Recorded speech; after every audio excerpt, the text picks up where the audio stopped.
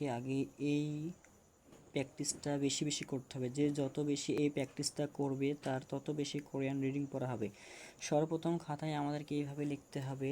প্রথমে স্বরবর্ণ চিহ্নগুলো লিখতে হবে। প্রথমে কি আছে আ, এই যে এই লাইনটা সম্পূর্ণ লিখতে হবে। আ ই আ, অ ই অ, ও ই ও, উ ই উ।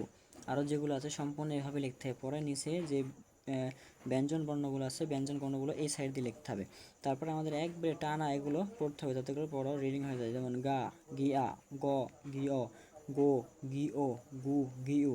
প্রত্যেকটা স্বরবর্ণের সাথে ব্যঞ্জনবর্ণ লাগালে কি উচ্চারণ হবে ওটা আগে শিখতে হবে। যদি এটা শেখা যায় তাহলে খুব দ্রুত কিন্তু উচ্চারণ করা সম্ভব হবে। নিউনের উচ্চারণ হয় দন্তান ন, তাহলে এখানে যদি আ হয় তাহলে দন্তের ন, আ উচ্চারণ হলে না, দন্তের না করে না। নি অ, নি আ, নি আ, না নি আ, তাহলে নি এখানে হর্ষই আছে প্রতিটা শব্দের ক্ষেত্রে, আর পরে আ উচ্চারণ হবে। তাহলে নি আ, ন অ উচ্চারণ, নি অ, ও নি ও, নু, এইভাবে করে প্রতিটা শব্দ উচ্চারণ হবে।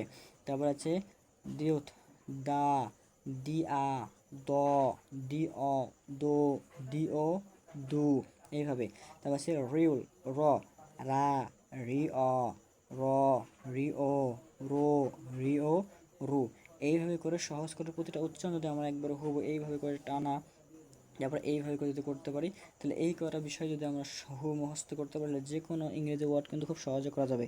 তাই প্রথমে আমাদেরকে আগে এই কমিটি ওয়ার্ড সবচেয়ে বেশি গুরুত্ব দিতে হবে যাতে করে আমরা খুব সহজে কিন্তু এই কোরিয়ান রিডিং পড়া শিখতে পারি। তাই স্বরবর্ণগুলো এভাবে লিখতে হবে, ব্যঞ্জন বর্ণ খাতায় এভাবে লিখতে হবে। কেউ যদি এইভাবে নিয়মিত প্র্যাকটিস করতে পারে তার কিন্তু পড়া একবারে সহজ হয়ে যাবে।